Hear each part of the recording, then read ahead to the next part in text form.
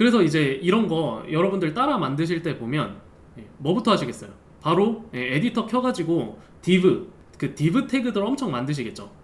근데 저는 그렇게 하는 거를 추천드리지 않아요. 코딩이나 프로그래밍을 할 때 항상 말씀을 드리는 게 안 믿는 분도 많거든요. 근데 사실 예를 들어 하루에 8시간 일을 한다 치면 저는 한 6시간 정도 생각만 합니다. 그리고 나머지 2시간을 타자를 쳐요. 이게 정상적인 상황이에요. 만약에 내가 6시간 동안 타자를 친다, 또는 뭐 7시간, 8시간 타자만 치고 있다, 이러면 여러분들은 그렇게 막 가치 있는 일을 안 하고 있을 확률이 높아요. 물론 어느 정도의 기본적인 가치는 있지만 그거는 사실 누구나 할 수 있는 그런 일일 가능성이 높거든요. 프로그래머는 생각하는 직업이에요. 타자 치는 직업이 아닙니다. 그렇기 때문에 여러분들 항상 뭔가를 만들 때는 무엇부터 하셔야 되냐? 생각부터 하셔야 되는 거예요. 그러면 저희가 이 네이버를 따라 만들 때 뭘 해야 될까요? 계획부터 짜야겠죠. 계획도 생각이거든요. 그리고 또 만약 뭔가 모르는 거 있으면 검색하는 것도 있고, 생각하고 그 생각을 어떻게 구현해야 될지 검색해보고, 이런 과정을 충분하게 하고 나면 그럼 머릿속에 이미 어떻게 만들지 딱딱딱 정리가 되거든요. 그거를 그냥 마지막에 타자 치면서 만들어 나가는 그런 과정인 겁니다. 그래서 먼저 키보드에 손부터 나가면 안 돼요. 키보드에 손부터 나가면 안 되고, 여러분들은 생각, 계획을 먼저 짜셔야 돼요. 그래서 제가 이 페이지를 따라 만든다 하면 어떻게 계획을 짤지 먼저 보여드리도록 하겠습니다. 이거를 제가 캡처를 한번 떠서 캡처를 떠서 여기다가 한번 붙여놓도록 하겠습니다. 그러면 여러분들 이제 이 사이트를 따라 만드셔야 되는데, 제가 처음에 말씀드리는 거는 가로 세로 법칙을 말씀드리거든요. 이미 HTML, CSS 배우신 분들은 아시겠지만 div가 이제 디비전, 구역이에요. 구역을 처음부터 잘 설계하는 게 매우 중요하죠. 그래서 여러분들은 이거 구역을 어떻게 할지 정하셔야 돼요. 저는 그래서 기본적으로 가로 세로 원칙을 사용하는데, 그래서 가로로 먼저 자르고, 일단 첫 번째로 가로로 먼저 자르고, 그 다음에 그 가로로 자른 거 안에서 세로로 자르는 거를 추천을 드려요. 여기 딱 보시면 가로로 자를 수 있는 것들, 그런 게 딱 보이거든요.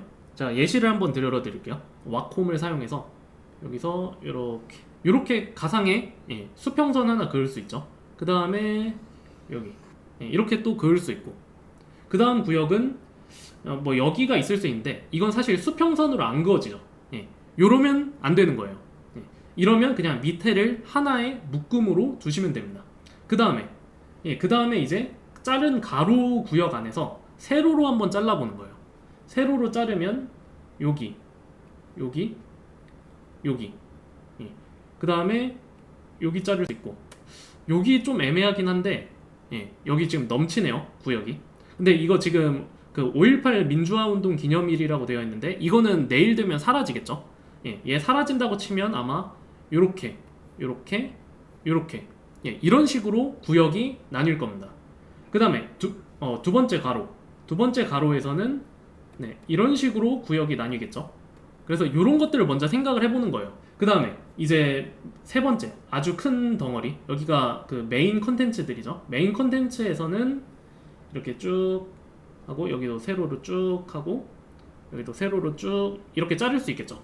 선이 좀 삐뚤한 거는 양해해 주시고, 그 다음에 또 가로로 한 번 더 자르는 거예요. 여기서 자를 수 있는 애들, 여백들 없애고, 여기서도 이렇게, 그 다음에 여기서도 메인 컨텐츠에서도 이렇게 이런 식으로 해서 계속 가로 세로로 자르다 보면 어떤 구역들이 필요한지 그게 이제 눈에 보이게 됩니다. 이런 여백들 있죠. 여백들 여기도 사실 여백들도 이렇게 잘라도 돼요. 이게 사실 사람마다 자르는 기준이 좀 다르거든요. 그래서 여러분은 저랑 똑같이 안 자르셔도 됩니다. 제가 또 많이 말씀드리는 게, 프로그래밍, 코딩에는 정답이 없어요. 결과적으로 여러분들은 이 페이지와 똑같게 만들면 그 누구도 다 정답이에요. 근데 그 각각의 정답에는 더 효율적인 정답이 있을 거고 비효율적인 정답이 있겠죠.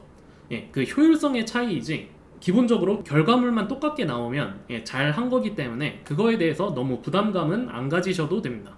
그래서 이게 사람마다 자르는 방식이 다른데, 저는 보통 가로로 먼저 자르고 그 다음에 세로로 먼저 자르는 편이에요. 다시 한번 이렇게 지워보자면, 그래서 이렇게 쭉 지우고, 그럼 저도 이제 아까 처음 했던 대로 가로로 쭉 자르고 이렇게 시작을 하겠죠.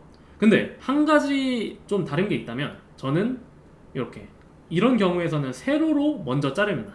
웹사이트라서 좀 독특한 특성이라고 보시면 되는데, 왜 여기서는 세로로 자르냐면 여기 좌우 여백이 똑같아요. 지금 이게 제가 이미지를 복사해가지고 조금 다르게 나오긴 하는데, 실제로 보시면 여기 좌우 여백이 똑같거든요. 이거는 어떻게 볼 수 있냐면 가운데 정렬을 한 거예요. 가운데 정렬. 여기 안에 컨텐츠가 있고, 그 다음에 여기 안에 컨텐츠가 있죠. 이 안에 컨텐츠를 전체 웹사이트에서 가운데 정렬한 거나 다름없기 때문에 여기만 유일하게 예외적으로 저는 세로로 먼저 자릅니다. 그리고 얘는 가운데 정렬시키면 되겠죠.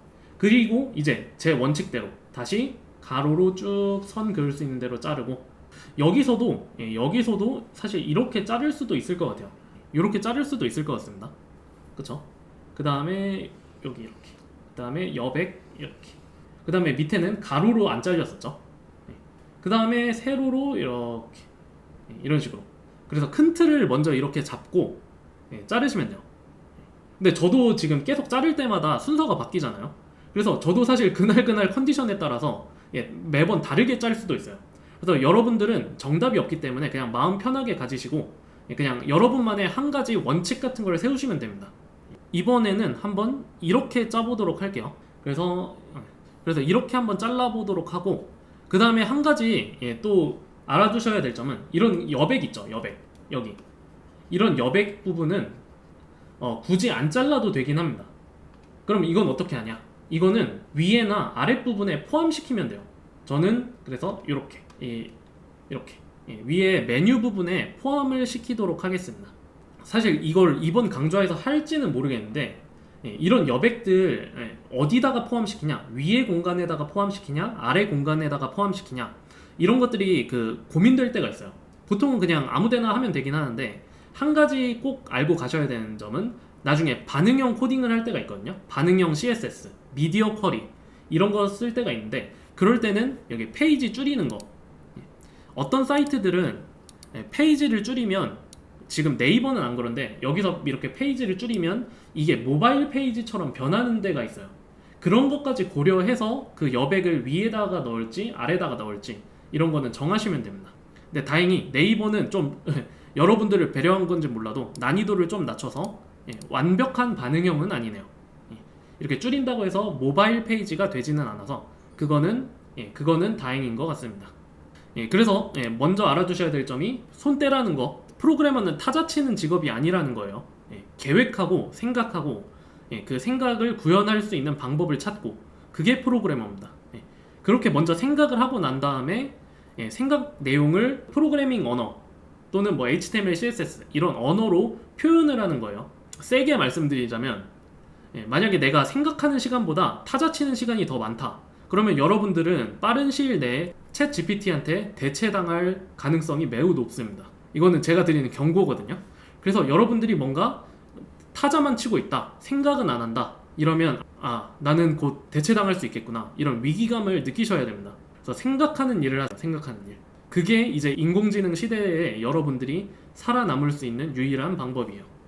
네, 그래서 계획은 여기까지 하고, 사실 원래 더 계획을 많이 해야 되는데 계획 자꾸 하면 여러분들이 재미없어 하니까 바로 들어가도록 하겠습니다.